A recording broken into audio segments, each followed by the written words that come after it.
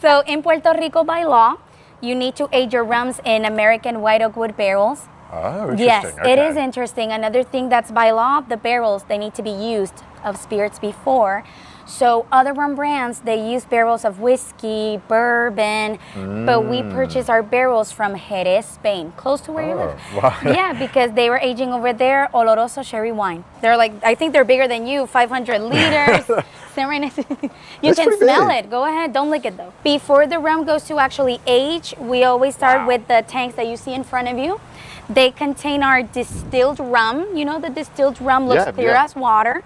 But our distilled rum is 94.5% alcohol. Oh. Yeah, it's very high. I'm not tasting that today, am I? No. We want you to actually survive the day. Okay. But we take it here, and in the factory, age it, blend it, bottle it. A preview of the barrels is that they have very long lifespans. Their average life is around 30 years. Whoa. So we can reuse them several times, which that is always in Barrilito's favor, because we are a Puerto Rican artisan rum. Everything that we do in this factory is with only 9 employees, and that's it. Whoa. Yeah, that includes the master blender and his apprentice Guillermo that you guys are gonna meet him. Whoa. So welcome, you guys. This is awesome. Thank you. To give you guys an idea, when this was only made by the Fernandez family back in the day, 11,000 bottles, now 240,000. Whoa. Yeah, and primarily thanks to all of that is because of this guy that's behind you guys, my friends. I want to present to you guys to our master blender, Guillermo, and I'll let him explain the rest, Nice to meet you. Can I? Perfect. Welcome to Hacienda Santa Ana. I'm sure Marjorie was great in explaining to you the history of Ron del Barrilito, and I'm going to take you guys through the production side of things. I've been working here for 8 years now, learning how to make and blend Barrilito 2, 3, 4, and 5 stars. So, whoa, hell yeah. This is our state-of-the-art production line. It's still a very manual process. Really? We load all the bottles by hand. We pack them all by hand. Originally, we used to label by hand, put the capsules on corks. Everything was done manually, and we've made some improvements to try and help our throughput slightly in the process. We're producing around 20,000 cases a year, so that's a relatively small production compared to some of the other brands on the island. And our 3-star continues to be the original formula and the one that we tend to push. Met a bartender yesterday who loves the 3-star. Plenty of them on the island. You'll find a lot of them. Yes. Love the 3-star. That's my dad's favorite. This is our decasing machine. We'll feed the boxes into our decasing machine. These suction cups will pull the bottles out of the box and place them on the conveyor belt. This is our rinsing machine. So originally we used to rinse all the bottles by hand. Oh my God. Thanks to some help, now we get the bottles rinsed in line with the 200,000 bottles does not sound fun to rinse manually. No, it does not. It does not. That is awesome. Come out of here onto the accumulator. I'll hold out. We'll let the bottles accumulate here before we turn on our filling machine. So this is a 12-headed filler that has been in this facility for more than 60 years. Wow. So, it looks great condition as well.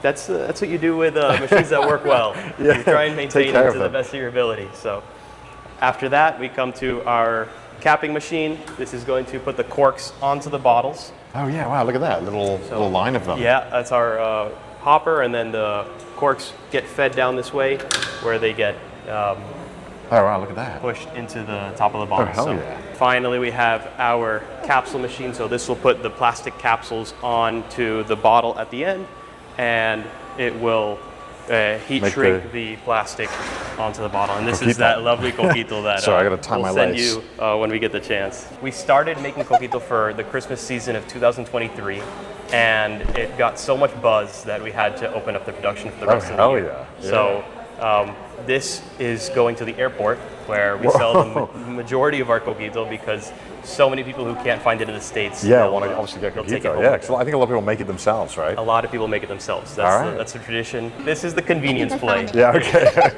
That's so cool. What an awesome setup. Yay. It looks so unassuming, but obviously with automation you can get a lot done. Still relatively small. That's kind of the special part of Barrilito, that it's still completely original formula.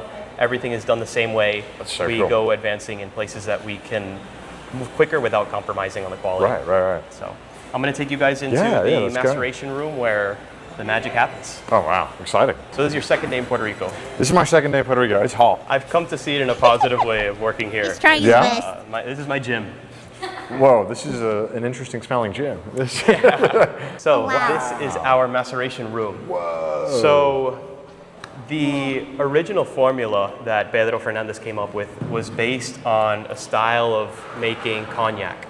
And back in the late 1800s, early 1900s, cognac was made using a process called maceration, which is a process of extraction. So in these vats that you see here, we have a combination of dehydrated fruits with alcohol and water.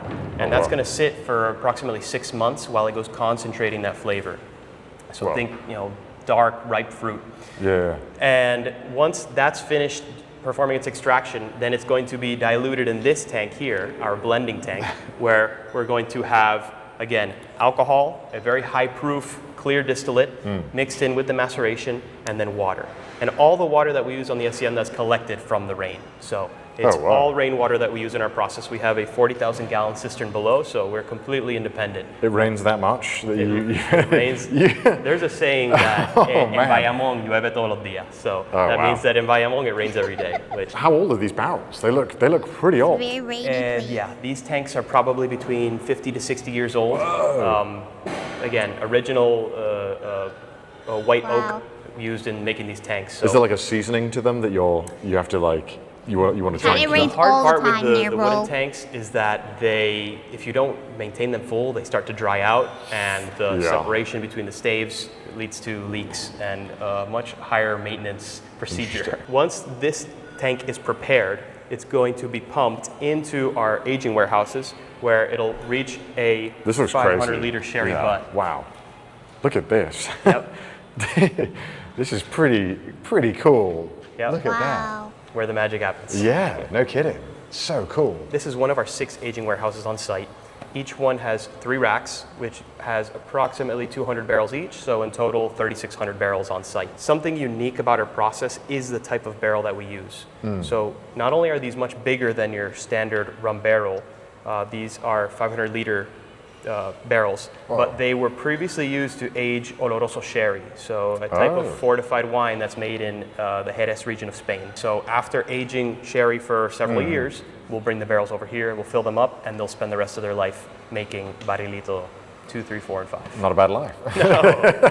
So as the blender, my primary role is to maintain consistency.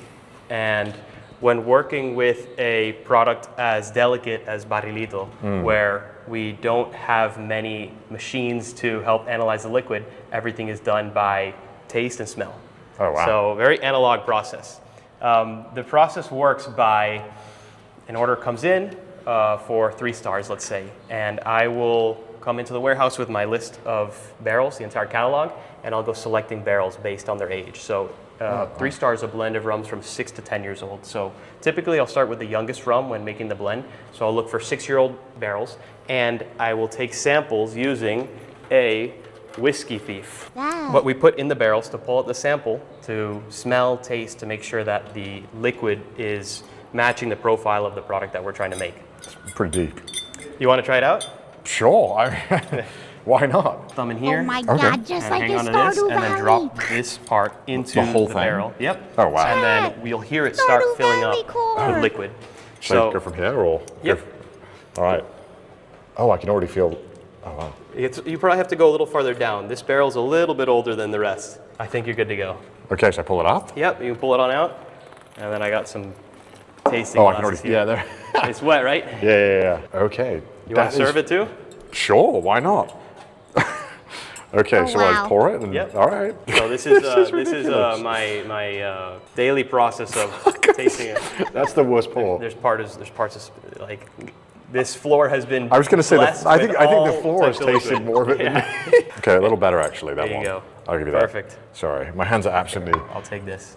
Oh, okay, sorry. No problem. Just like Part of the got my process. hands absolutely soaked. The other aspect Yeah. of the liquid that escapes is actually to evaporation.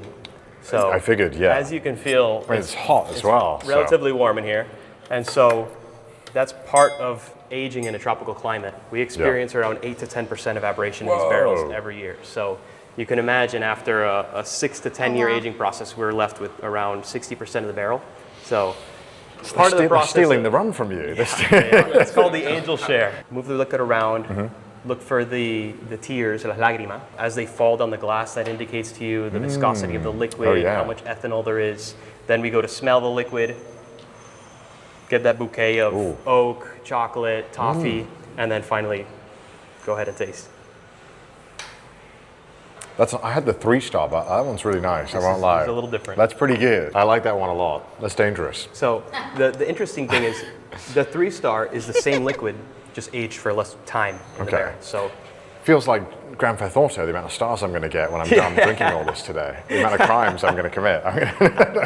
that's a good. That's good. That's so nice. Wow. Yeah, Our let's go. special barrel. This is barrel number 1.